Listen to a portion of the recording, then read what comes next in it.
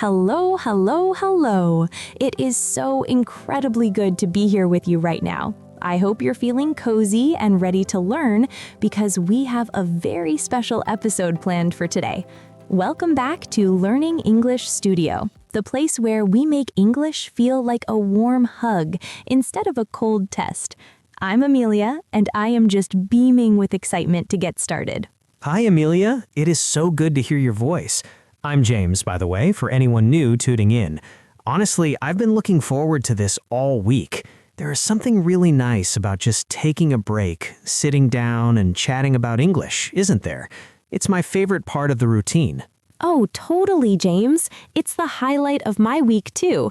And today we have a topic that is, well, it's fundamental. It's something we do every single day. We talk about it, we think about it, we live it. And yet, when we try to do it in a new language, it can suddenly feel so hard. Let me guess. Are we talking about telling stories or maybe describing what we did? You got it. We're talking about your day in English. You know, that moment when someone asks, "So, what did you do today?" And your mind just goes blank, or you just say, "I work, I sleep." We want to fix that today. We want to help you tell a colorful, interesting story about your life. That is such a useful skill because let's be honest, that is how we connect with people, right? We meet a friend, we see a family member. The first thing isn't usually a deep philosophical debate. It's, how was your day? It's the glue of social interaction. Exactly.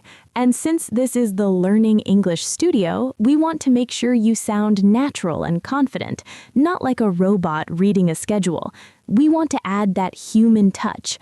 Before we dive in, though, I just want to give a quick shout out to all our listeners. Please do remember to subscribe if you haven't already. It helps us keep the lights on and brings these lessons to you for free. Yes, please hit that subscribe button and share the podcast with a friend who might be struggling with their English. The more the merrier, right? Okay, Amelia, I'm ready. How do we turn a boring day into an interesting story? Okay, let's break it down. I think the most important thing is to think of your day like a movie. It has a beginning, a middle, and an end. It has scenes. It has characters.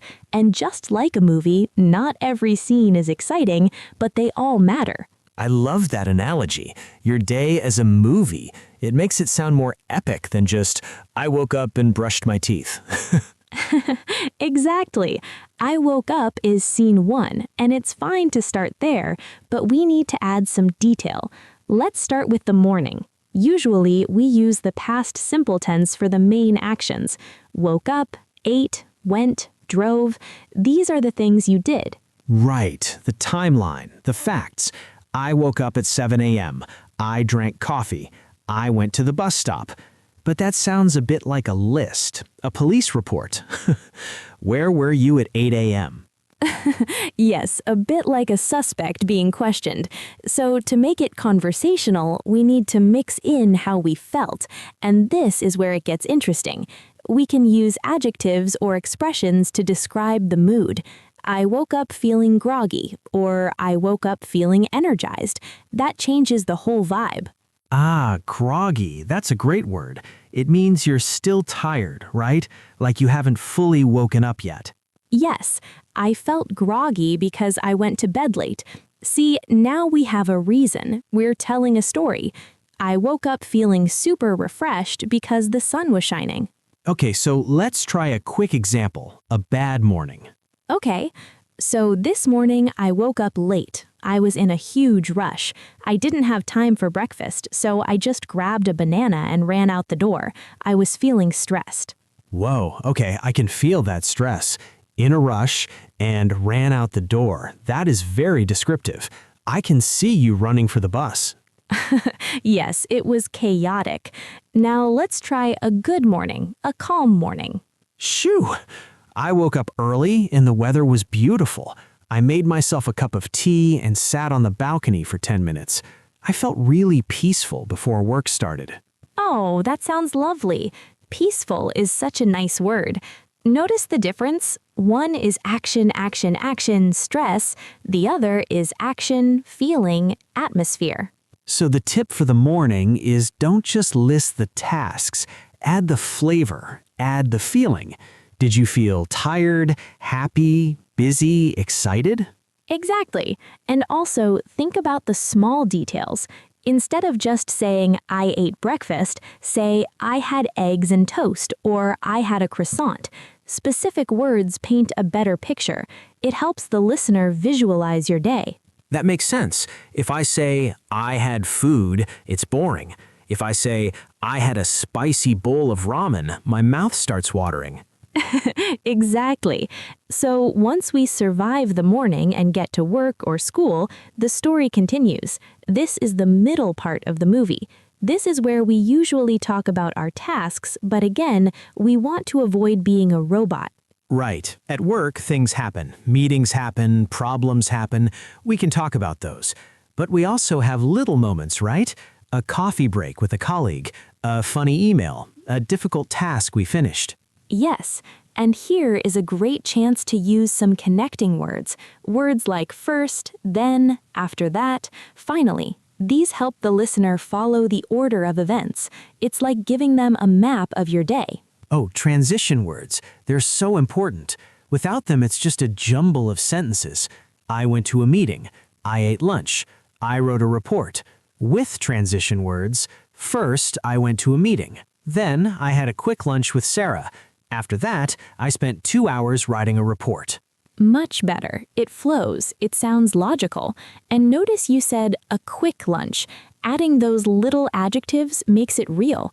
Quick implies you were busy. So let's imagine a work scenario, maybe a stressful one? Okay. Well, work was pretty crazy today. First, my boss called an emergency meeting that lasted 2 hours. I was so bored. Then, my computer crashed and I lost all my data. I was so frustrated. Oh no, that sounds like a nightmare. Emergency meeting, computer crashed, lost data. Those are strong events, and frustrated is the perfect emotion for that. I feel your pain. It's okay, I survived. But see how the verbs called, lasted, crashed, lost are all in the past tense, and the emotions bored, frustrated describe the internal state? That combination is powerful. It really is. And sometimes good things happen at work. My boss praised me for my project. I was really proud. Or I finished everything early, so I left the office at 5 p.m. sharp. Sharp. I like that. It means exactly on time. 5 p.m. sharp. Good usage. So we have the morning, we have work or school.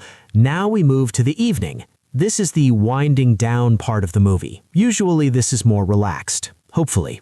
Hopefully. The evening is for you. It's for hobbies, family, dinner, rest. This is where we use phrases like, I got home around, or I cooked dinner, or maybe I ordered pizza because I was too tired to cook. Relatable. I ordered takeout. We all have those days. We all do. And we can talk about the evening activities. I watched a new series on Netflix, I read a book, I called my mom, I went for a walk. And we can use the past continuous tense here a little bit too, to show that an action was happening for a while. I was watching TV when my phone rang. It sets the scene. Good point. I was cooking dinner while listening to music. That sounds like a nice, cozy evening. It shows two things happening at the same time. So while and when are very useful for the evening. Yes. And finally, the end of the day, going to bed. I went to bed late because the movie was good, or I went to bed early because I was exhausted. Exhausted. That's a stronger word than tired. It means you have zero energy left. Exactly. The more specific vocabulary you use, the more expressive you are. You know, Emilio, we're covering the structure, morning, afternoon, evening, in the tenses and feelings, but there is one more thing that makes talking about your day natural. I think it's the little surprises. Oh, interesting. Tell me more. Well, a day is rarely perfect. Usually one thing stands out. Maybe something unexpected happened. You met an old friend. You found $20 on the street. You saw a beautiful sunset. These are the highlights or the lowlights. That is so true. These are the moments we remember. If I ask someone about their day and they say, "Oh, nothing much," but then I ask, "Did anything funny happen?" Suddenly they remember a story. Right. So when you're talking about your day, try to include one special moment, even if the rest was boring. I had a normal day at work, but on the way home, I saw the most beautiful rainbow. Oh, that instantly makes the conversation warmer. It's a gift to the listener. Yeah, guess what happened to me is a great way to introduce that story. It grabs attention. I love that. Guess what? That's a great conversation starter. So let's try to put a whole day together, James. Let's imagine your ideal day. Can you tell me about it using the structure we talked about? Okay, I'll try. Keep it simple though. Okay, so I woke up around 8 a.m. Oh no, the worst feeling. So I had to wait 20 minutes for the next one. I was annoyed. Work was really busy. I had back-to-back meetings all afternoon. I felt really stressed out. But on the way home, I stopped and bought a giant chocolate bar, and I sat in the park and ate it. And honestly, that saved my day. I love the ending. The chocolate bar saved my day. That is such a human detail. It turned a bad day into a bearable one. Right? It shows resilience. It shows that even a bad day has a little bit of happiness if you look for it. That is a wonderful attitude, James. And honestly, that is what makes a good storyteller. Not just listing the bad things, but finding the turning point or the silver lining. Silver lining, another great idiom. See, talking about your day is full of opportunities to use idioms. I had a long day at the coal face. No, wait, that's too old-fashioned. I had a long day. I hit the sack. Hit the sack means go to sleep, right? Very casual. Yes, I hit the sack at 10 p.m. So for our students listening, don't be afraid to learn these little idioms. They make you sound like a native speaker. I was tied up at work means I was very busy. I took the day off means I didn't work. These little phrases add so much flavor. They're like spices in the soup. Without them, the soup is just water. Yes, plain water. We want a spicy soup. Okay, let's shift gears a little bit. Sometimes we aren't talking about the past. Sometimes we are planning our day, talking about the future. What are you going to do tomorrow? Oh, good point. The future plan. For that, we use going to, or often just the present continuous tense. I am meeting my boss tomorrow. I'm going to the gym later. Yes, I'm working tomorrow. It sounds more definite than I will work tomorrow. It's a plan. So if a friend asks me, what are you up to tomorrow? I can say, I'm pretty busy. I'm visiting my grandmother in the morning, and then I'm studying for an exam in the afternoon. Perfect. Notice we use the ing form because it's a plan. Visiting, studying, it's set in the calendar. And if we are talking about a schedule, like a train or a movie, we can use the present simple. The movie starts at 8 p.m. My flight leaves at 10 a.m.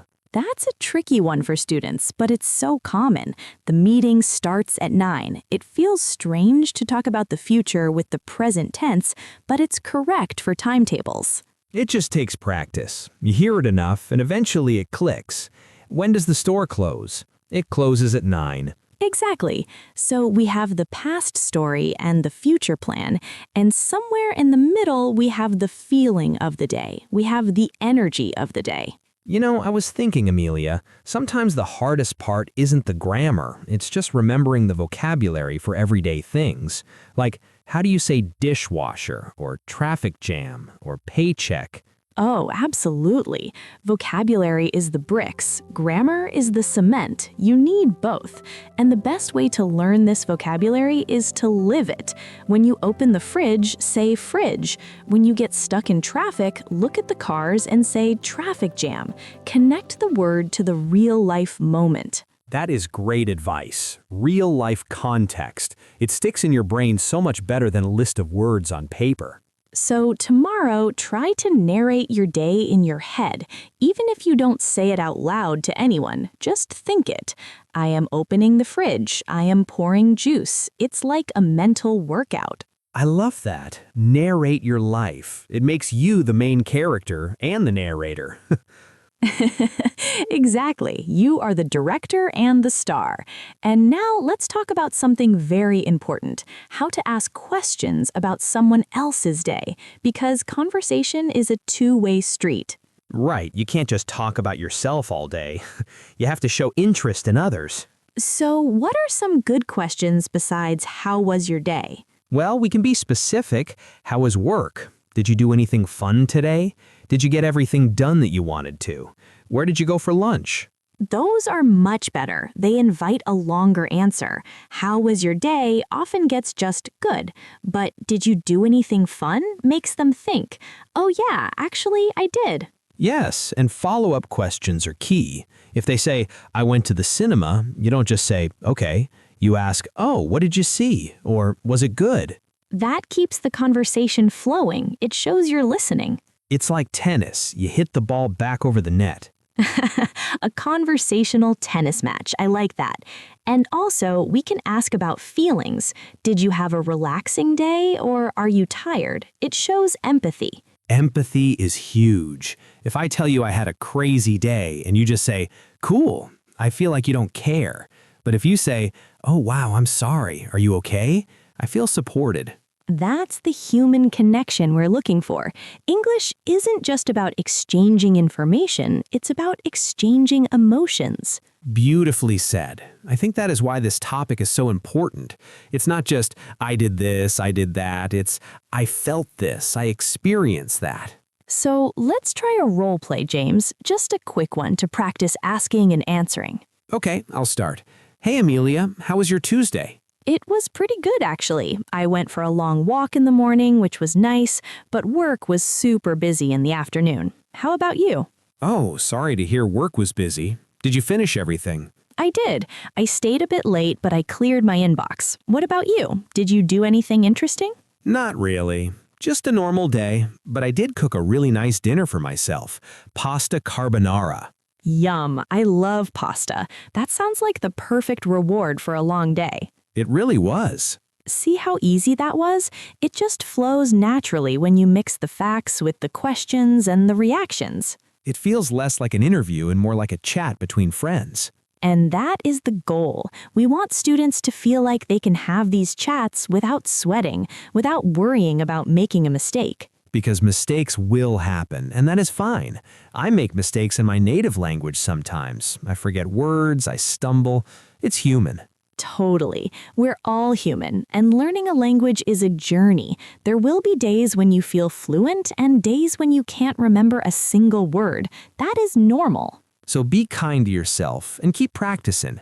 Narrate your day, talk to your friends, talk to your cat, talk to the mirror.